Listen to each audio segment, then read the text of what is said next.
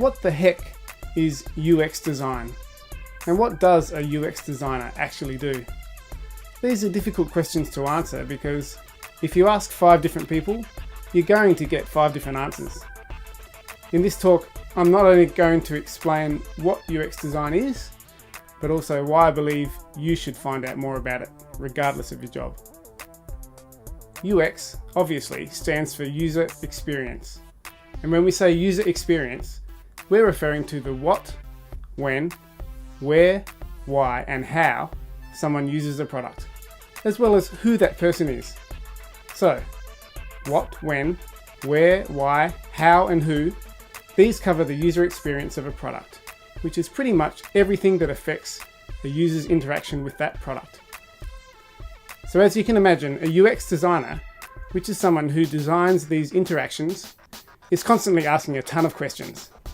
If you're someone who naturally questions things, UX design could be a great career for you, because it's the answers to these questions that shape a product's design. Of course, it's not all about the user's needs. UX designers need to take into account a business's needs as well. It's no use having a product that people love if it doesn't help a business achieve its goals. That's not a product, that's a side project. A UX designer aims for that sweet spot where user needs and business needs overlap. So, how do they do this other than by asking a lot of questions?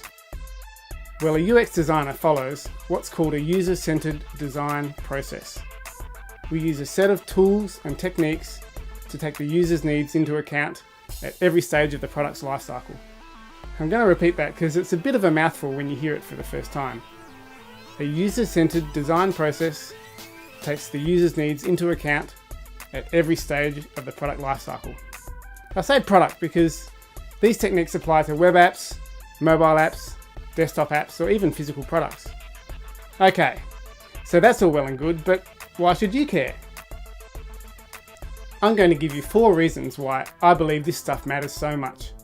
And this list doesn't include the obvious one, which is the fact that paying attention to UX results in you building a product that's awesome instead of one that people hate using. Hopefully that's a given. The reasons why I think you should learn more about UX are: number 1, you're probably doing some of this already. One thing I've learned is that when you understand how it is that you do what you do, you become infinitely better at it. Like the fable about the centipede who, when asked how it was that he walked, couldn't give an answer, but when he picked himself up and examined and flexed each of his 100 legs, he danced the most beautiful dance in the world. Here's number 2. User-centered design is a process, which means it's practically scientific. It's like taking the scientific method, using analysis and measurement, and applying it to humans and their behaviour. And that's fascinating to me, this notion that designers are artistic geniuses with a penchant for cutting off their own ear. It's nonsense. This is a science, well, a quasi-science. Which leads me to the 3rd reason that UX matters. It's not that hard, especially for people who are already technically inclined. I don't want to go putting myself out of a job here, but you know what? This stuff is not rocket surgery, to borrow from Steve Krug. Anyone can learn the basics of user testing and card sorting and writing scenarios and creating wireframes. It's actually very straightforward, which is a good segue to the 4th reason you should care about UX. And that's that it's fun. This stuff is fascinating. A career as a UX designer is interesting, it's challenging, it's rewarding, it pays well, and there's a very low barrier to entry.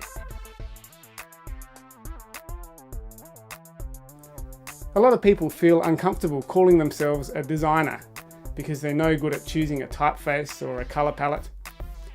Get over it. UX design is the design behind the visuals. Visual design is just one small part of it. It's an important part, but some of the best UX designers I know actually aren't that great at visual design, but they're really good at those other areas that are so important. And that's pretty much it. So while you might hear terms like information architect, user interface designer, interaction designer, or usability specialist, these can all be considered UX professionals. Now they might specialise in marketing or technology, or maybe they come from a user research, social media, or even customer support background. Either way, they're all asking a ton of questions and following a quasi-scientific process to do the design behind the visuals. And they're having a blast doing it. So that's what I'd like to leave you with. That if this stuff interests you, you may very well be well placed to have a promising career as a UX designer. Thanks for listening. My name's Matt, and I've just launched a site called uxmastery.com where I blog about UX. If you're interested, come and check it out.